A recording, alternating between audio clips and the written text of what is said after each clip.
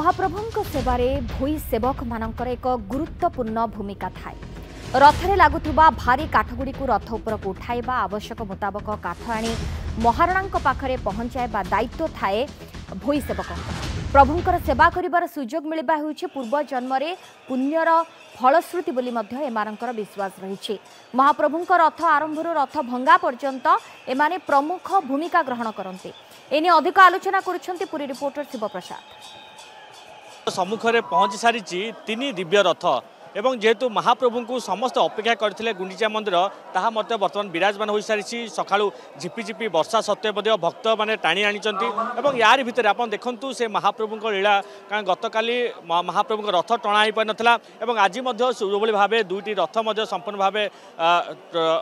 अधा बाट टणा आसीला जेहेतु नंदीघोष रथ संपूर्ण भाव सिंहद्वार निकट था ताहाको आज संपूर्ण भाव टणा अणा यार भितर देखु भोई सेवायत मानकर प्रमुख भूमिका था एथि से घोड़ा ठू आरंभ करी चारमला बंधा प्रक्रिया ठू आरंभ करी समस्ते भोई सेवायत माने प्रक्रिया को निर्वाह करते आम प्रथम आलोचना करवा आज्ञा नंदीघोष टीवी की स्वागत करी महाप्रभु को तीन रथ पहुंची सारी जेहेतु आम जाचे अक्षय तृतीया ठारू भोई सेवायत प्रमुख भूमिका थाए रथ भंगाला पर्यंत आज जेहेतु रथ यात्रा द्वितीय दिन में पहुंच सारी केमी देखुं बहुत आनंदर दिन महाप्रभु आज तीन गोटी रथ आज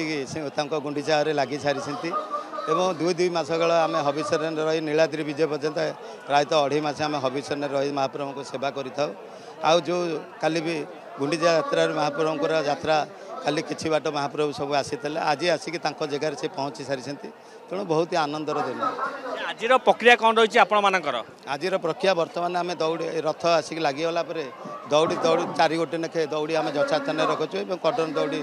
यथास्थान रखुचु या पहंडी विजय आमर या पर कार्य चलो भोई सेवक मान शुणुते पहंडी एक प्रक्रिया आरंभ करेंगे आम सर कार्तिक भोई जोड़ी होती विशेष भाव प्रतिज्ञा ने कारण महाप्रभुंर सेवारे से समर्पित और महाप्रभुंर से सेवा बर्तमान सुधा से जारी रखते जेहेतु तीन रथ संपूर्ण भाव दंडायमान हो सारी गुंडीचा मंदिर निकट में आज्ञा तमाम जेहेतु महाप्रभुंर तमाम कार्य आप निर्वाह करते भोई सेवायत हिसाब से आम देखुचु रथ खड़ाठू आरंभ कर बर्तमान रथ पहंडी समय आपंकर प्रमुख भूमिका थाए चारमला बंधा प्रक्रिया एक प्रमुख भूमिका केमी तमाम देखुं महाप्रभु सुरुखुर आसी पहुंच सारी। जय जगन्नाथ मो ना कार्तिक भाई आम अक्षय तृतीया ठारू आज पर्यंत आम महाप्रभु सेवार लगिचु अक्षय तृतीया ठारू आरंभ है आज आमर नेत्रोत्सव दिन संपूर्ण है नेत्रोत्सव दिन आम महाप्रभुंर चारा बांधिलु ओढ़ा नेलु सारथी रथ उपर को उठेलु तापर आमर कार्य सरला 27 तारिख गुंडीचा दिन आम आसी महाप्रभु को लेकर आसिलु अधबाटर रखिलु तापर आज आम 28 तारिख आम सी गुंडीचा मंदिर पाखे तीन ठाकुर को आम भोई सेवक एवं अन्य पुलिस प्रशासक एवं जनसाधारण समस्ते मिसी आम आनी महाप्रभु को सी गुंडीचा मंदिर पाखे संपूर्ण पहुँचे। आम देखु आपंकर शारीरिक परिश्रम अधिक थाए कारण महाप्रभु जो रथ निर्माण करते आम देखुलु बाहर आपंकर से काठ भुआठू आरंभ कर महाप्रभुंर टोटाल रथ उपर चढ़ी संपूर्ण कार्य को निर्वाह करते जो रथ संपूर्ण प्रस्तुत हो सारा और रथ पर महाप्रभु विराजमान होती से समय जो मुहूर्त खुशी केमी रही था ये तो बहुत खुशी कथा ये भाग्य क्या मिले आम सेमती ध्यान बोली ए जन्म आम प्रभु सेवा कर समस्ते चाहते प्रभु सेवा करने किंतु का भाग्य जुटुची का भाग्य जुटुनी ये प्रभु दया प्रभु जहाँ को चाहिए सी आसी ता सेवा करें। जहाँ शुणुले कारण प्रभुंर आशीर्वाद नथिले किसी संभव नुहे से प्रभु निजे सब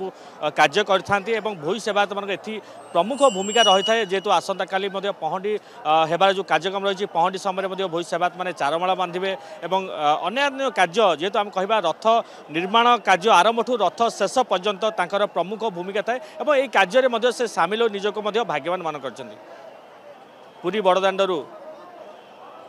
विकास भूषण शिवप्रसाद दास नंदीघोष टीवी। समय सरी स्वतंत्र उपस्थापना को नमस्कार।